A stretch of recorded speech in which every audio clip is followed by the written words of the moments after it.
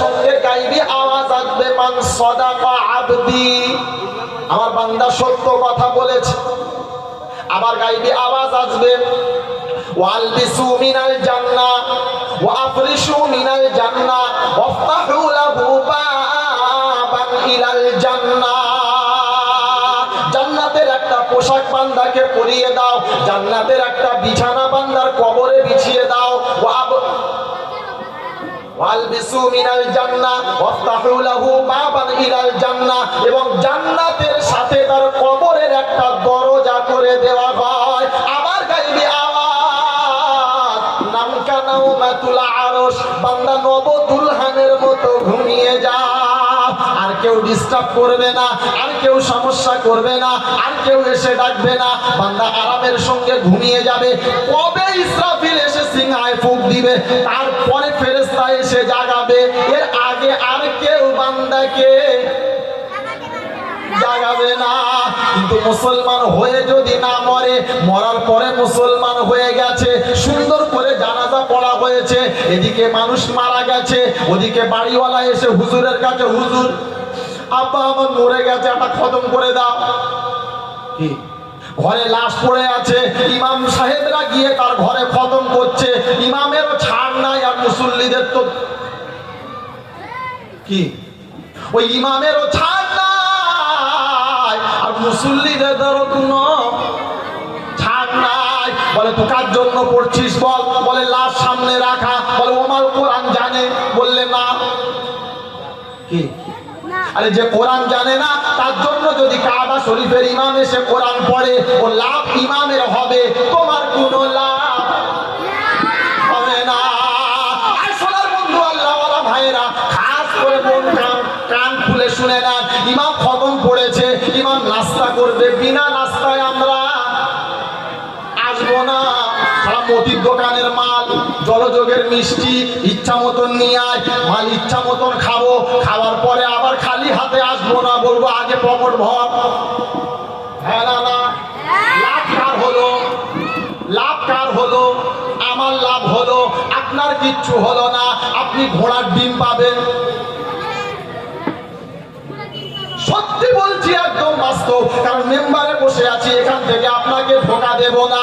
ও ঘরে লাশ রেখে ইমাম গিয়ে ইমামকে ডাকছে, হুজুর কোরআন পড়েন। আরে ও যার জন্য পড়বে সে মাল কোরআন জানে না, যার জন্য পড়বে সে কলমা জানে না।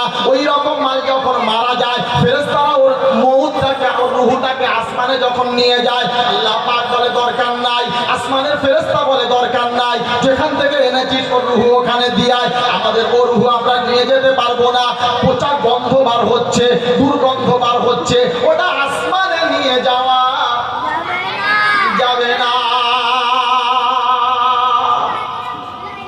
সুন্দর করে তাকে গোসল দেওয়া হলো, তাকে দাফন করা হলো, সঙ্গে সঙ্গে সবাই ওখান থেকে চলে আসলো, খাস করে তার জন্য দোয়া হলো।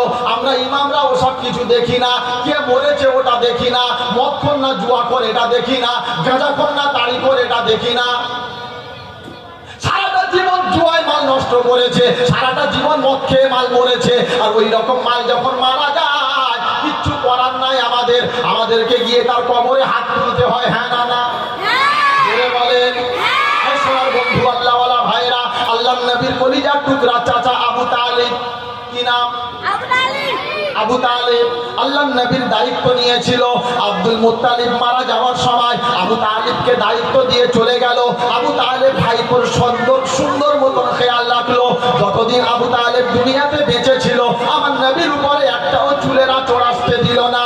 প্রতিটা সমস্যা আবু তালিব নিজে মেখে নিল, প্রতিটা সমস্যায় ঢাল হয়ে আবু তালিব সামনে দাঁড়িয়ে গেল। আবু তালিবের মউতের সময় হয়ে গেল, আল্লাহ নবী সাল্লাল্লাহু আলাইহি ওয়াসাল্লাম কাছে চলে গেলেন। আল্লাহ নবী চাচাকে ডাক দিয়ে বললেন, চাচা গো, একবার আপনি কলমাটা পড়ে নেন, আমি নবী ওয়াদা করলাম আপনাকে না নিয়ে জান্নাতে যাব না। বারবার যখন নবী এটা শোনাচ্ছিলেন, সঙ্গে সঙ্গে জিবরিল আমিন এসে হাজির হয়ে গেল।